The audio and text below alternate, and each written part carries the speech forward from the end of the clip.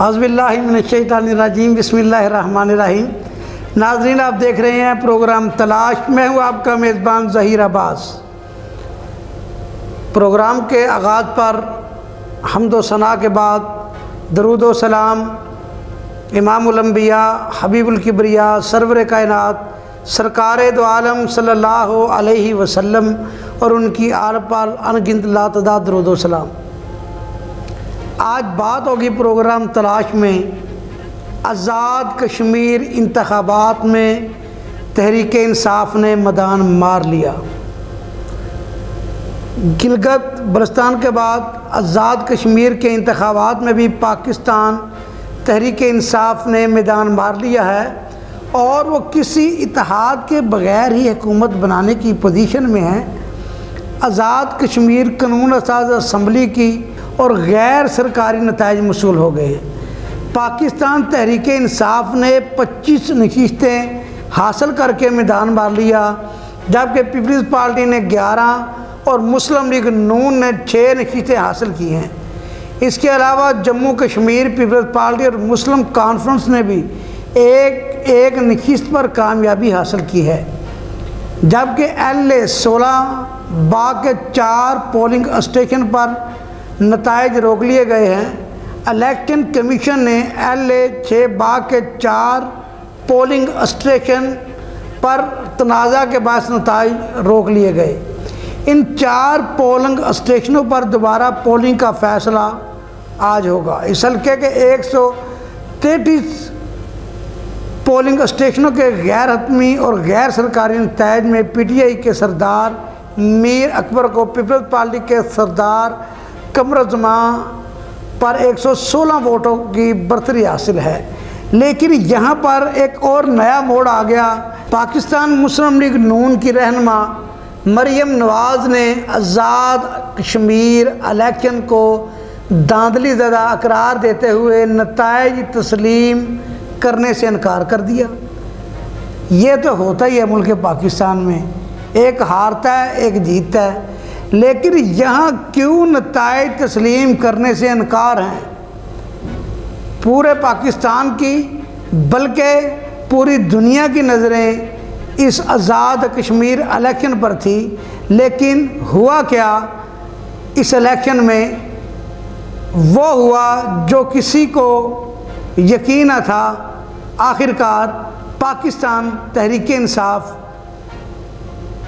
सबकत ले गई, वो इस इलेक्शन में कामयाबी हासिल कर गई। आज़ाद कश्मीर इलेक्शन से हवाले से अपने ट्वीट में मरियम नवाज़ ने कहा कि उन्होंने ना नताइज तस्लीम की हैं ना करेंगी, आइंदा इसका लाया अमल होगा, जमात जल्द फैसला करेगी। क्या फ़ैसला करना फिर? अब मरियम नवाज़ ने मज़ीद कहा कि रियासत और ताकत के तमाम सेंटर्स और धांधली का मुकाबला करना आसान नहीं था। नून लीग ने बहुत अच्छा इलेक्शन लड़ा है, सख्त मुकाबला किया है। किसी भी मुनसिफाना इलेक्शन में या नून लीग के सामने खड़े भी नहीं हो सकते। आज़ाद कश्मीर इलेक्शन से मायूस नहीं, बहुत टफ टाइम दिया।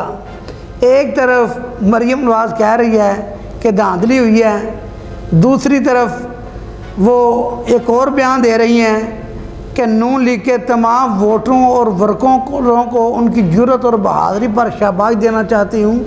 देखें, ये एक इलेक्शन हुआ, मुझे एक वो मिसाल याद आती है बुज़ुर्गों की, उन्होंने पुत्र जी दी लाठी ओदी भैंस। ये मौजूदा गवर्नमेंट है, मौजूदा गवर्नमेंट के होते हुए बहुत सारी चीज़ों का सामना करना पड़ता है। आज़ाद कश्मीर की 45 अमूमी नशिस्तों पर इंतखाबात के बाद अब सियासी जमातों ने मखसूस नशिस्तों के लिए साफबंदी करना शुरू कर दी। हालात तो यही होते हैं मुल्क पाकिस्तान में। हम तो देखते हैं जब इनके मुफाद की बात आए तो एक हो जाते हैं। अभी करना क्या है? आज़ाद कश्मीर के इलेक्शन भी हो गए, सब कुछ हो गया, हल्ला गुल्ला हो गए। क्या इमरान खान वज़ीर आज़म पाकिस्तान क्या करेंगे अब इस अवाम के लिए? सवाल यहाँ ये पैदा होता है कि क्या करेंगे। मैं ये कहना चाहता हूँ, मेरा ये सवाल है, आज़ाद कश्मीर इलेक्शन में इतना आगे गए, इतना आगे गए, हार हुई, जीत हुई, सब कुछ हुआ, लेकिन किस जगह पे अवाम खड़ी है? कभी किसी ने ये सोचा कि ये अवाम किस जगह पे खड़ी है कि जिनके बच्चे भूख अफलास से मर रहे हैं, जिनके घर में खाने पीने की कोई अशिया नहीं है। अभी ये इलेक्शन हो गया, इसके बाद ये गवर्नमेंट क्या करेगी? इसी हवाले से भी मैं ये बात करूँगा कि अभी क्यों तमाम फिर इत्तेहादी बन रहे हैं? हार जीत के बाद अभी मखसूस नशिस्तों के लिए ये क्या क्या कर रहे हैं? इसी पे मैं आपको एक तफसीली बात बता दूं। ईवान में ख़वातीन के लिए 5, जबकि उलमाए व मशाइख, टेक्नोक्रेट और सीरियस कश्मीरियों की एक नशिस्त है। आम इंतखाबात में पाकिस्तान तहरीक इंसाफ ने मजमूई तौर पर 25 नशिस्तें हासिल करके मैदान मार लिया, जबकि पीपल्स पार्टी ने 11 और मुस्लिम लीग नून ने 6 नशिस्तें हासिल की हैं। इसके अलावा जम्मू कश्मीर पीपल्स पार्टी और मुस्लिम कॉन्फ्रेंस ने भी एक नशिस्त पर कामयाबी हासिल की है। पीपल्स पार्टी के चौधरी यासीन बेक वक्त 2 नशिस्तों पर कामयाब हो गए। उनको हलफ लेने से पहले एक नशिस्त छोड़नी होगी।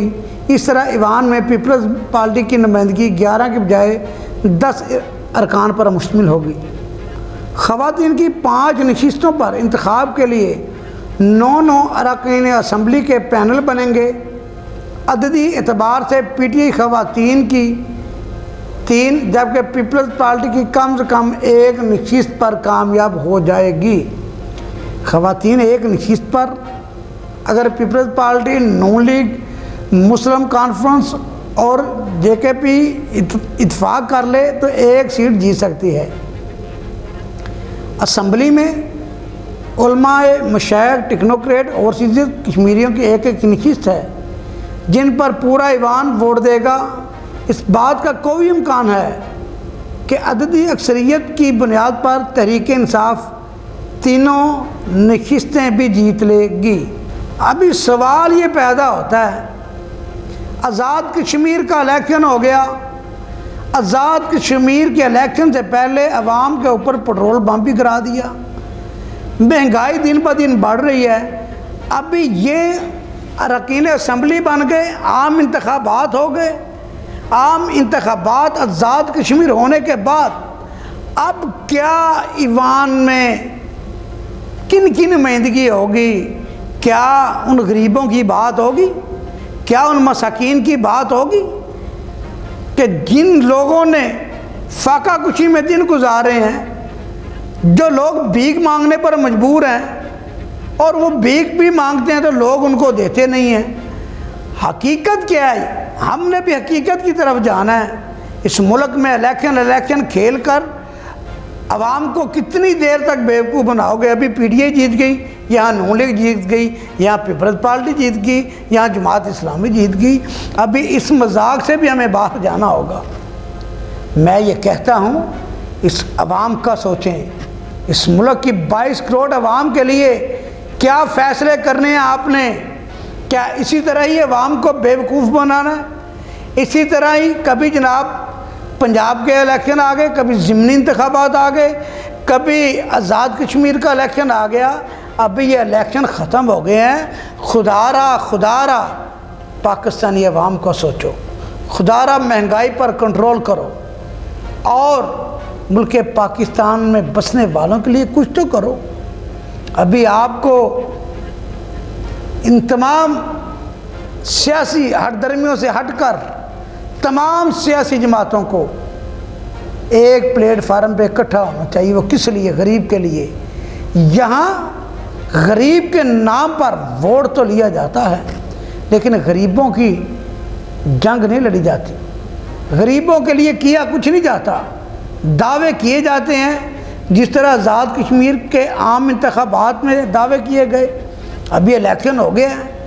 अभी अवाम इनसे पूछे, जो आप लोगों ने वादे किए हैं वो वादे वफा करो। जिस तरह वज़ीर आज़म पाकिस्तान इमरान खान ने भी अवाम से वादे किए थे कि महंगाई कम होगी, मुल्क तरक्की की तरफ गामज़न होगा। हम तो कहते हैं मुल्क तरक्की की तरफ जाए, लेकिन आप कहाँ खड़े हैं वज़ीर आज़म साहब? आप इस मुल्क और कौम का सोचें। अब महंगाई का दौरानिया बढ़ रहा है, दिन ब दिन महंगाई बढ़ रही है। खुदा रहा इस मुल्क और कौम के लिए अहम कदम और अहम इक़दामात अमली तौर पर उठाएँ। इसी के साथ ही प्रोग्राम तलाश में अपने मेज़बान ज़हीर अब्बास को इजाज़त दीजिए। अल्लाह निगहबान।